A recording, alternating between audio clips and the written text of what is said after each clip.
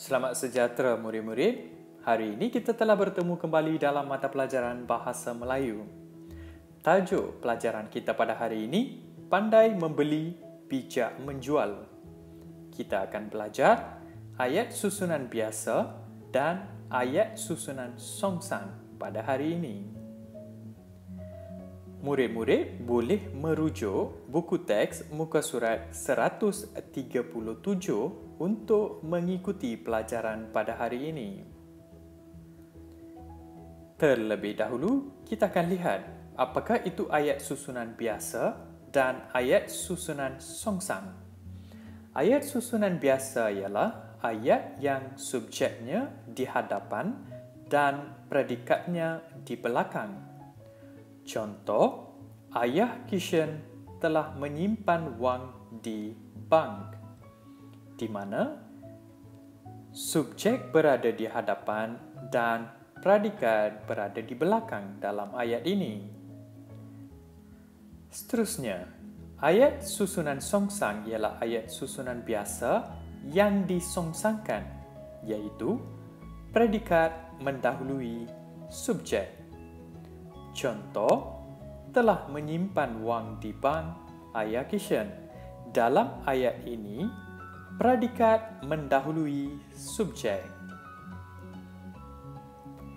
Baiklah murid-murid. Sekarang kita akan lihat beberapa contoh lagi.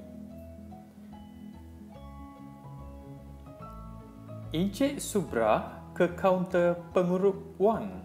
Ayat ini merupakan ayat susunan biasa kerana subjek di hadapan dan predikat di belakang. Encik Subra merupakan subjek, ke kaunter pengurup wang merupakan predikat. Oleh itu, ayat ini merupakan ayat susunan biasa. Seterusnya, ke kaunter pengurup wang Encik Subra. Ayat ini merupakan ayat susunan songsang kerana predikat mendahului subjek. Ke kaunter pengurup wang merupakan predikat, Encik Subra merupakan subjek. Baiklah murid-murid, adakah kalian faham apa itu ayat susunan biasa dan ayat susunan songsang? Baiklah, kita akan lihat satu lagi contoh. Ayah Kishan ingin menukar mata wang Australia.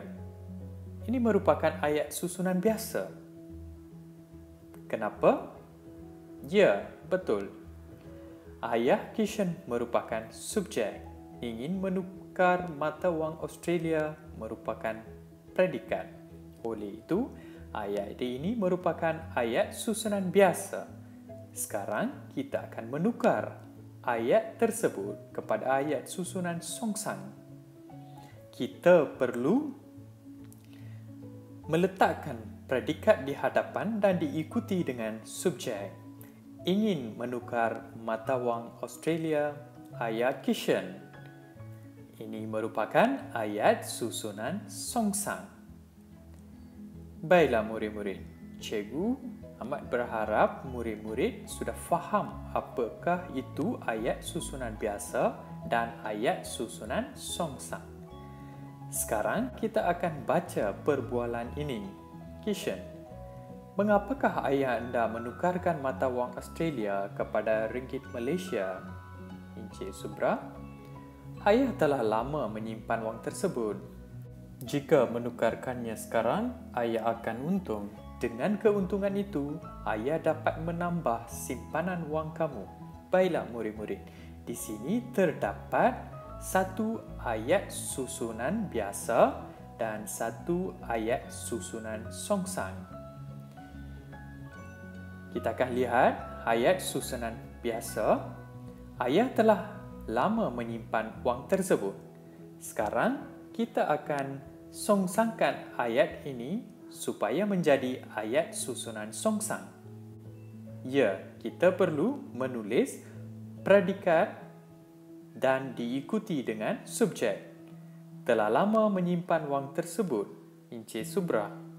Ayat ini merupakan ayat susunan songsang. Ayat kedua pula. Jika menukarnya sekarang, ayah akan untung.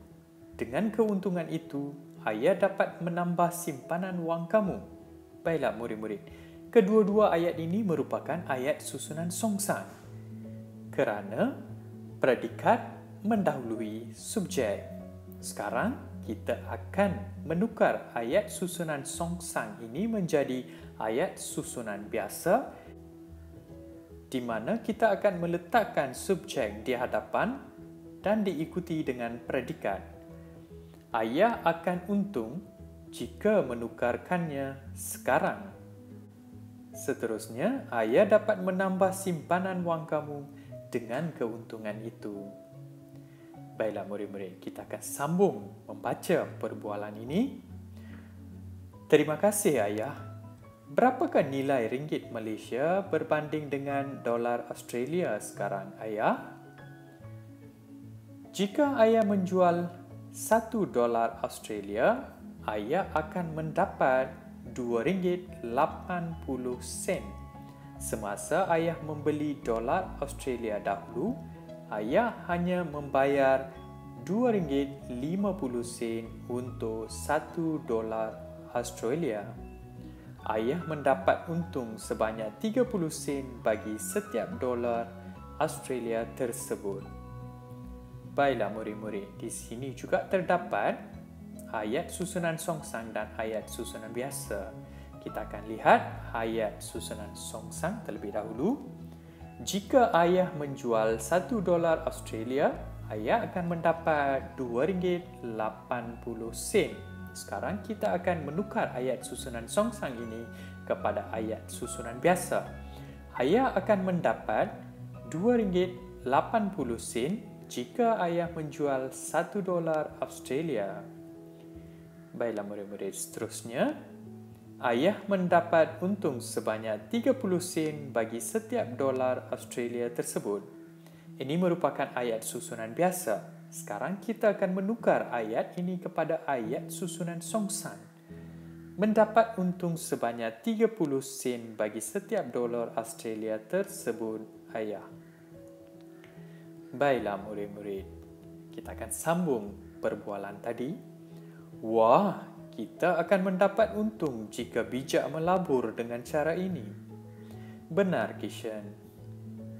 Baik murid-murid, hari ini kita telah belajar ayat susunan biasa dan ayat susunan songsang. Cikgu amat berharap murid-murid dapat memahami pelajaran pada hari ini. Semoga kita bertemu kembali dalam lain pelajaran. Sekian, terima kasih.